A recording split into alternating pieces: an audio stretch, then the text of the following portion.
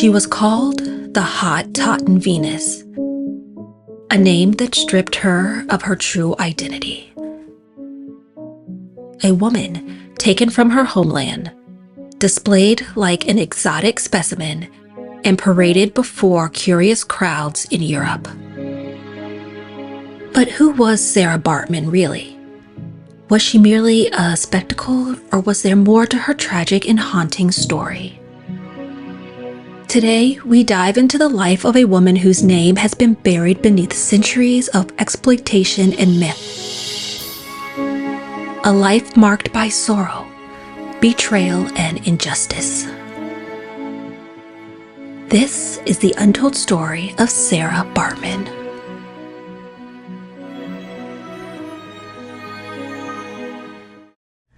But first, hi, I'm Lacey. Thank you for clicking on this video. If you enjoy this type of content, I invite you to subscribe and become a part of our community. Your support means a lot. For all of you aspiring content creators out there, I created a video, which is linked below, called Final Cut Pro Beginner's Tutorial. It's a comprehensive step-by-step guide to help you learn video editing. I'm also excited to share that I'm starting a video editing and voiceover business. Currently, I'm looking to collaborate with 1 or 2 clients. If you're interested in hiring a video editor for your long or short form content, or a voiceover artist, please don't hesitate to reach out via the email provided below. All right, let's continue. Sarah Baartman was born around 1789 in the Gamtoos Valley of present-day South Africa, a land of rolling hills and vast plains, where the Khoikhoi people lived in harmony with nature. They were a proud pastoral society known for their expert cattle herding and deep connection to the land. But even in her earliest years, the world around her was changing. The Dutch and the British colonists had arrived, bringing with them war, disease, and a hunger for control. The Khoikhoi were driven from their ancestral lands, forced into servitude, and their way of life disrupted. We know little of Sarah's early life, but we do know this: she was no mere passive figure in history. She was a survivor, a woman whose body would become a battlefield for colonial exploitation.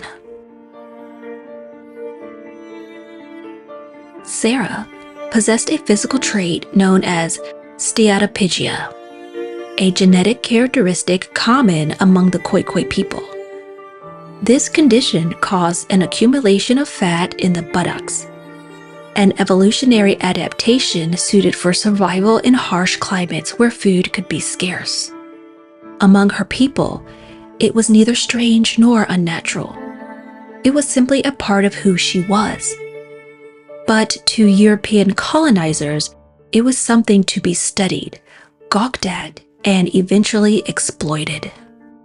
Her body would soon become more than her own.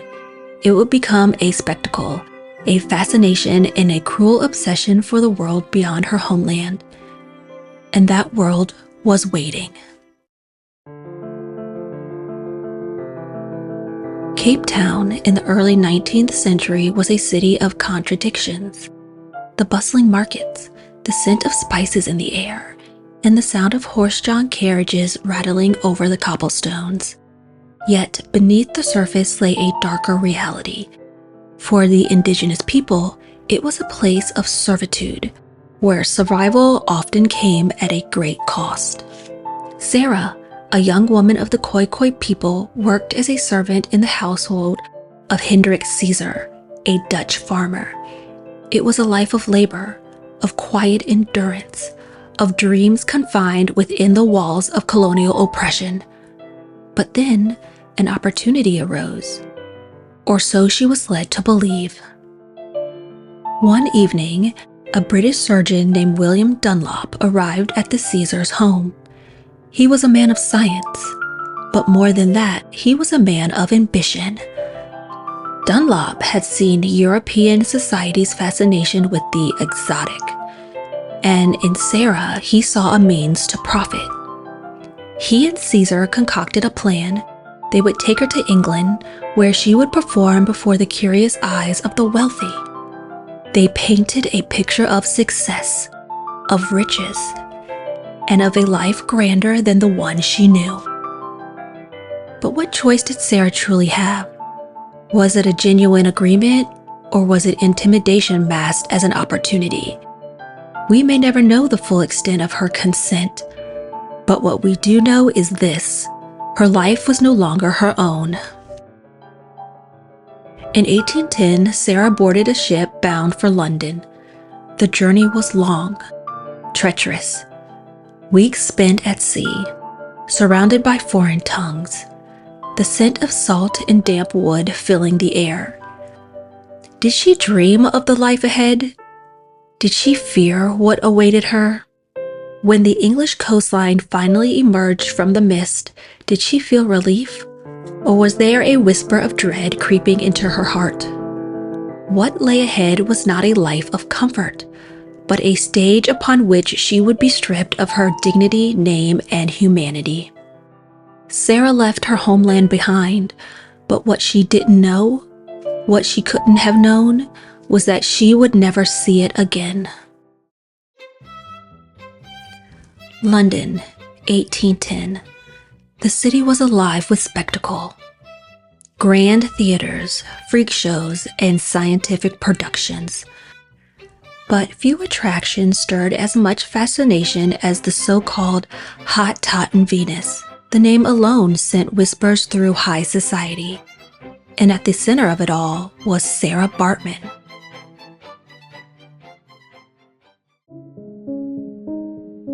Under the dim glow of gas lamps, she was led onto the stage. The crowd gasped. Some laughed.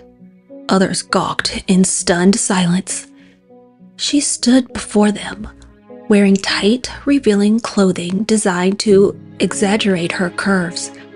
Her body, her very existence, reduced to nothing more than a spectacle for the privileged and curious. They stared at her as if she were not human, but an artifact, a curiosity to be examined, dissected. To them, she was an oddity, a living exhibit. They pointed, whispered, and questioned. Was she truly human? Was she a missing link between races? The so-called scientific minds of the day sought to justify their fascination with crude theories about her body, theories that reeked with racism and dehumanization.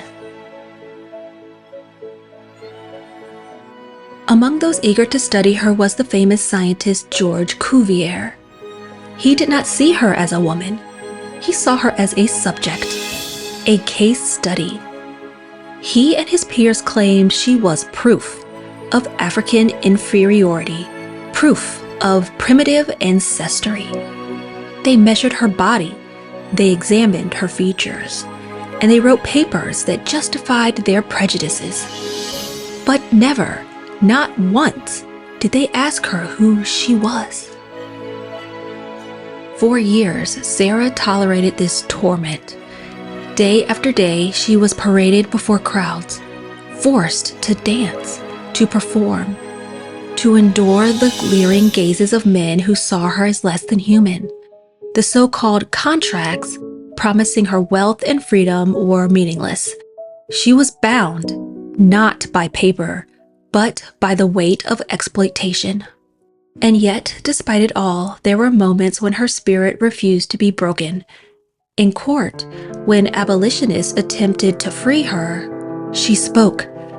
She defended herself. But were her words her own, or were they rehearsed lines given to her by her captors, the only truth she had been allowed to believe? By the time she was taken to Paris, her fate was sealed. She was no longer just a performer. She was property, sold to an animal trainer, forced to endure an even crueler existence. In Paris, the crowds were no kinder. The scientists, no less cruel. They still prodded, they still gawked, still dissected her with their stares. For Sarah, the stage had become a prison, and in that prison she was slowly wasting away. But the worst was yet to come. Paris, 1815. The stage lights had dimmed. The applause had long since faded. Sarah Baartman, once the centerpiece of fascination, was now discarded, and a relic was no longer needed. Her body, worn by years of mistreatment, succumbed to illness, to exhaustion, to a slow and inevitable death. She died in loneliness, far from the home she once knew. The city that had once clamored to see her now barely noticed her passing. But death did not grant her peace, not yet. Even in death, she was not free. Scientists took her body. Her brain, her skeleton, and even her genitalia were preserved and displayed in the halls of French museums for over a century. She was no longer a woman. She was an object of study, of grotesque trophy of colonial science. It took nearly 2 centuries for justice to be done. In 2002, after years of protest, Sarah Baartman's remains were finally returned to South Africa. She was given the dignity of a proper burial. But can the weight of history ever be undone? Can her story ever be truly reconciled? Sarah was more than the Hottentot Venus. She was a woman whose story for far too long was told by those who exploited her. But now, we say her name not in mockery, but in remembrance. Not as a curiosity, but as a person, not an exhibit. She was Sarah Baartman, and she is finally home.